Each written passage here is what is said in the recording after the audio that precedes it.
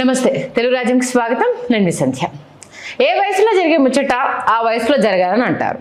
దాంతోపాటు ఏ సీజన్లో జరిగేది ఆ సీజన్లో జరిగితేనే అందం ఆనందం అని చెప్తూ ఉంటారు. ఇది అన్నింటికీ ఆపాదించబడుతూ ఉంటుంది. అలా కాకుండా అన్ సీజన్లో అంటే పొలిటికల్ పరంగా చూసుకుంటే అన్ సీజన్లో కూతలు కోయడం వల్ల జరిగే డ్యామేజ్ మరింత ఎక్కువగా ఉంటుంది. ఇది ఇప్పుడు రాజకీయాలకు ఆపాదిస్తున్నారు. ఫలితంగా అది మొదటికే చేటు చేస్తుంది, చేటు వస్తుంది అంటుంటారు. తాజాగా TDP senior politician Butchaiah Chowdary చేసిన వ్యాఖ్యలు అచ్చం అలాగే ఉన్నాయన్న చర్చ ఇప్పుడు మొదలైపోయింది. ఒక్కసారి డీటెయిల్స్లోకి వెళ్ళే ప్రయత్నం చేద్దాం. ఏపీలో అటు పరిపాలన సూపర్ 6 అంటూ అటు ఎన్నికల నాడు ఇచ్చిన హామీల అమలు, దాంతోపాటు ప్రజల్లో 2 ఏళ్లలోనే ప్రభుత్వంపై తీవ్రమైన వ్యతిరేకత వచ్చిందనే విమర్శలు వినిపిస్తున్నాయి. అదందరం మనం వింటున్నాం. దీంతోపాటు పలు కీలక హామీలపై ప్రభుత్వము ఇవాళ రేపు అంటూ దాటవేసే ధోరణితో పాటు రెడ్ బుక్ పేరుతో చెప్పి జరుగుతున్నాయంటున్న ఘోరాలు ఇవన్నీ వెరసి ఇప్పటికీ కూటమి ప్రభుత్వం లోకేష్ వ్యవహార శైలి, చంద్రబాబు పాలన, అటు పవన్ అలసత్వం వంటి విషయాలపై తీవ్రమైన చర్చ జరుగుతుందని అంటున్నారు. ఈ సమయంలో మరింత డ్యామేజ్ చేసేలా సీనియర్ పొలిటీషియన్ బుచ్చయ్య చేసిన వ్యాఖ్యలు ప్రస్తుతం నెట్టింట వైరల్గా మారాయి. అటు టీడీపీ భవిష్యత్ నాయకులు నందమూరి వారు కాదని తన కుమారుడు నారా లోకేష్ మాత్రమే అని చంద్రబాబు ఇప్పటికే పరోక్షంగా పలుమార్లు వెల్లడించిన సంగతి, మొన్ననే పట్టాభిషేకం చేసిన సంగతి మనందరికీ తెలిసిందే కదా. ఇక బహిరంగ సభల్లో జూనియర్ ఎన్టీఆర్ ఫోటోలు ప్రదర్శించిన ఆయన నిప్పులు జరిగిన విషయాలు కూడా మనందరం చూసిందే కదా. సోషల్ మీడియాలో రకరకాల కథనాలు విన్నదే కదా. ఏదో విధంగా తన కుమారుని భవిష్యత్తులో తన స్థానంలో చూడాలని ఏ తండ్రికైనా అది కామన్గానే ఉంటుంది, అది ఉండాలి కూడా. దాని ప్రకారం ఒక పక్క చంద్రబాబు ఆ దిశగా ప్రయత్నాలు చేస్తుండగా, ఆ దిశగా అడుగులు వేస్తుండగా, మరోవైపు తనదైన ఆవేశంతో రెడ్ బుక్ పేరు చెప్పి లోకేష్ వ్యవహరిస్తున్న తీరుకు సంబంధించి ప్రజెంట్ అయితే పలు విమర్శలు వినిపిస్తున్నాయి. వాటిని కవర్ చేసుకుంటూ ఓ వర్గం మీడియాలో ఆ సంఘటనలు, దాని రియాక్షన్స్ కనిపించకుండా అయితే మేనేజ్ చేసుకుంటున్నారు. చంద్రబాబు పక్క లోకేష్ కోసం రోడ్డు వేసుకుంటూ వెళ్తుంటే లోకేష్ పంథాలోనే తాము ముందుకు పోతున్నామన్నట్లు స్వర్గీయ నందమూరి తారక రామారావు గారితో కలిసి పనిచేసిన వారు సైతం తమ వయసు విఘ్నత మరిచి విలువలు అనేవి విడిచారా అన్నట్లుగా చేస్తున్న వ్యాఖ్యలు ఇప్పుడు తీవ్ర చర్చనీయాంశంగా మారుతున్నాయి. అంటే గతంలో పలువురు వైసీపీ నేతలు శృతి మించి చేసిన వ్యాఖ్యలు, విమర్శలు, వాటిని అధినేత ఖండించినట్లు కనిపించిన సంఘటనలు, ఫలితంగా వచ్చిన ఫలితాలు పలువురు గుర్తు చేసుకుంటున్నారు. 2029లో టీడీపీ ఫ్యూచర్ కనిపిస్తుందంటూ కామెంట్లు చేస్తున్నారు. అసలు ఏం జరిగింది అంటే, ఇప్పటికే గుంటూరులో పెమ్మసాని పుణ్యమా అని ఇళ్లపై దాడులు చేసే సంస్కృతి అయితే మొదలైంది. కమ్మ కాపు మధ్య మరింత బలమైన గోడలు కట్టే రాజకీయం అయితే రాజుకుంది.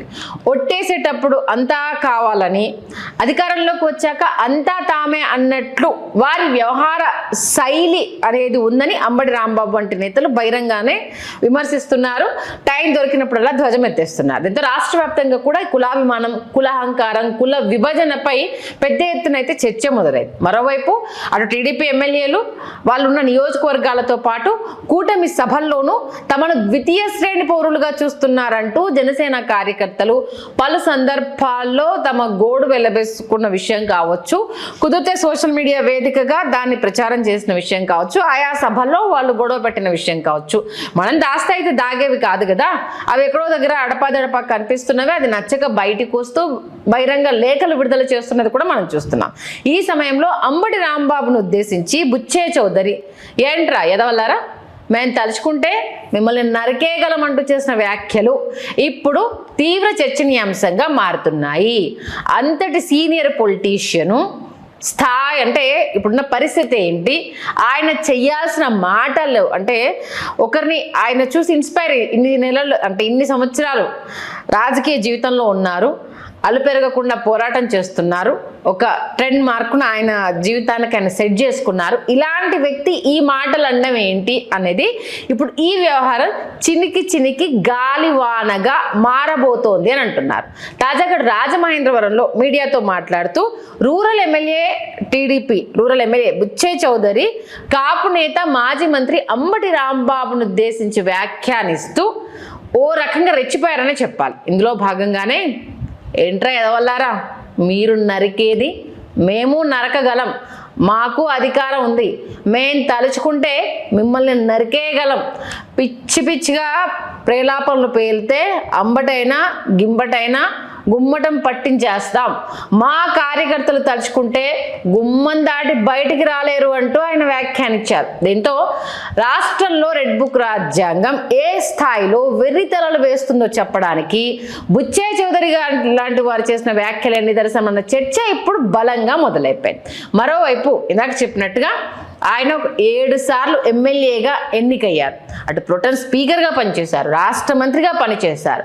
ఆయనకంటూ ఒక ఇమేజ్ అనేది ఉంది, అందులోనూ ఇప్పుడున్న దాంట్లో సీనియర్ పొలిటికల్ లీడర్ ఆయన. అలాంటి బుచ్చయ్య చౌదరి ఈ స్థాయిలో బరితెగించి ఇంత దారుణమైన వ్యాఖ్యలు చేయడం రాష్ట్రంలో శాంతి భద్రతలు క్షీణించాయని చెప్పడానికి నిదర్శనం అంటూనే ఇవి పరోక్షంగా లోకేష్ రాజకీయ భవిష్యత్తు పైన రేపు తన తర్వాత తనే సీఎం పీఠం అధిరోహించబోతున్నాడంటే ఇప్పటికే జాతీయ వర్కింగ్ ప్రెసిడెంట్గా చేసిన ఈ టైంలో లోకేష్ రాజకీయ భవిష్యత్తు పైన నిప్పులు చల్లడమే అని అంటున్నారు రాజకీయ విశ్లేషకులు.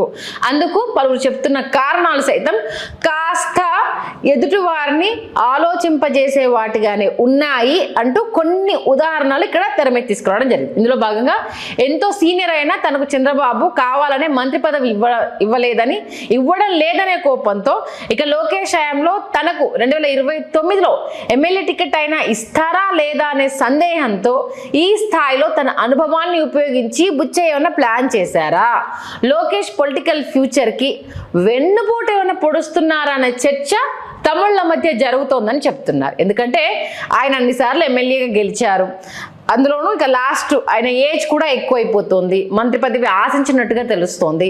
దానికి సంబంధించి ఆయన పరిగణలోకి తీసుకోలేదు. ఆయన కంటే వెనుకొచ్చిన వాళ్ళకు మంత్రి పదవి, మొదటిసారి ఎమ్మెల్యేగా గెలిచిన వాళ్ళకు మంత్రి పదవి రావడము ఆయనకు ఒక ఇంత రుచించలేదు అన్నది కూడా గతంలో మనకు ఆ వార్తలు కూడా రావడం జరిగింది.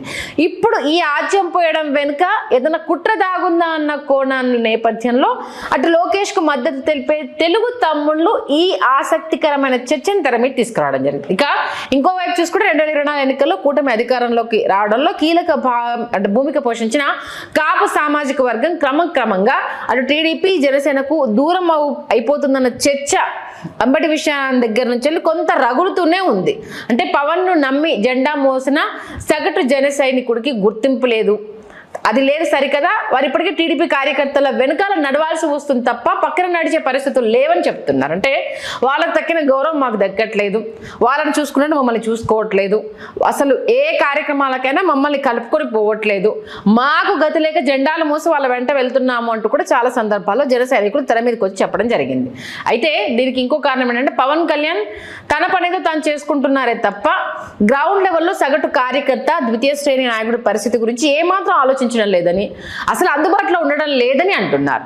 అక్కడికే కాపు సామాజిక వర్గం చెందిన సగటు జీవి మనోవేదన గురవుతుంటే అగ్ని కాజ్యం పోసినట్లు గుంటూరులో పెమ్మసాని, రాజమండ్రిలో బుచ్చయ్య చౌదరి మొదలు రాష్ట్ర వ్యాప్తంగా కాపులను కూటమిలో అణగదొక్కే చర్యలు చాప కింద నీరులా విస్తరిస్తున్నాయనే చర్చ కూడా తెరపైకి వస్తుందని చెప్తున్నారు.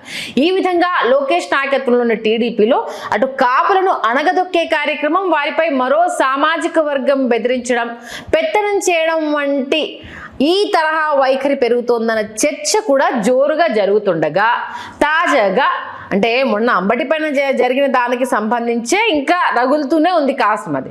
మరి ఇప్పుడు బుచ్చయ్య దానికి బలం చేకూర్చారని అంటున్నారు పరిశీలకులు. అంటే అక్కడ ఇంకా ఆరలేదు, ఇంకా ఈ నాజ్యం పోసాడని. ఏదేమైనా అటు తాజాగా బుచ్చయ్య చౌదరి చేసిన వ్యాఖ్యల వెనుక అసలు మర్మం ఏమిటనేది తెలియాలంటే మరికొన్ని రోజులు వేచి చూడాల్సిందే అని అంటున్నారు. ఎందుకంటే మంత్రి పదవి రాలేదని అక్కస లేదు, రేపటి రోజు మళ్ళీ టికెట్ ఇవ్వకపోతే ఎలా అన్న నేపథ్యంలో నేనేం తక్కువ తినలేదు, స్ట్రాంగ్ గానే ఉన్నాను, నేను రాజకీయ వేడిని పెంచగలుగుతాను అంటూ బుచ్చయ్య చౌదరి గారు ఏమన్నా అత్యుత్సాహం చూపించారా?